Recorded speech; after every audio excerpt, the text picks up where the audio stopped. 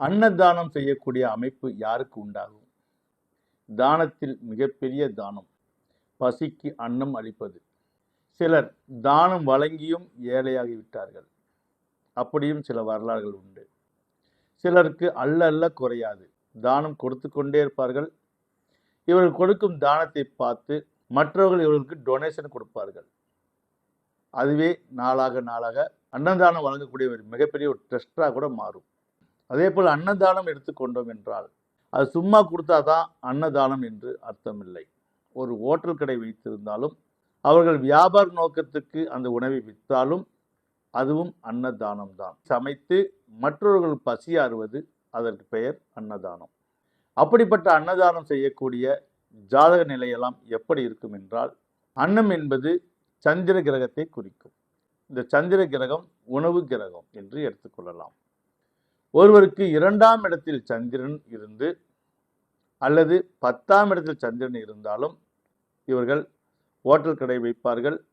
அந்த உணவுகளை விற்றாலும் அது மற்றவர்களுக்கு அது அன்னதானம் என்றுதான் எடுத்துக்கொள்ள வேண்டும். அதே போல இவர்கள் எந்த ராசி எந்த லக்னமாக இருந்தாலும் இந்த பலம் எப்படி தெரிந்து கொள்வது என்றால், 2ஆம் இடத்தில் அதுக்குரிய கிரகம் இருந்து அதை சுபகிரகங்கள் பார்வையிட்டாலும் அதை சேர்ந்து இருந்தாலும் அது பலம் பெற்றுவிடும். அல்லது 2ஆம் இடத்து அதிபதி 9ஆம் இடத்திலோ 11ஆம் இடத்திலோ அல்லது லக்னத்திலோ இருந்தால் இவர்கள் அன்னதானம் வழங்கக்கூடிய கொடை வள்ளலாக மாறுவார்கள். ஒருவர் ராசிக்கோ அல்லது லக்னத்துக்கோ இந்த 2ஆம் இடத்து அதிபதியுடன் புதன் கிரகம் அல்லது குரு கிரகம் சம்மதம் பெற்றால் நிச்சயம் இவர்கள் வாழ்வில் மன மகிழ்ச்சியுடன் அன்னதானம் செய்வார்கள். பலருக்கும் உதவி செய்யக்கூடிய மாமனிதராகவும் ஆவார்கள். தன்னால் இயன்ற உதவிகளை ஒருவர் செய்து கொண்டிருக்கிறார்கள் என்றால் சிலர் விளம்பரப்படுத்தியும் செய்யலாம், சிலர் சைலண்டாகவும் செய்யலாம். ஆக லக்னத்துக்கு 2ஆம் அதிபதி சுபகிரக பார்வை பெறாமல் தீய கிரகங்கள் பார்வை பெற்றால் இவர்கள் அன்னதானத்தை பெறக்கூடிய வாய்ப்பில் இருப்பார்கள்.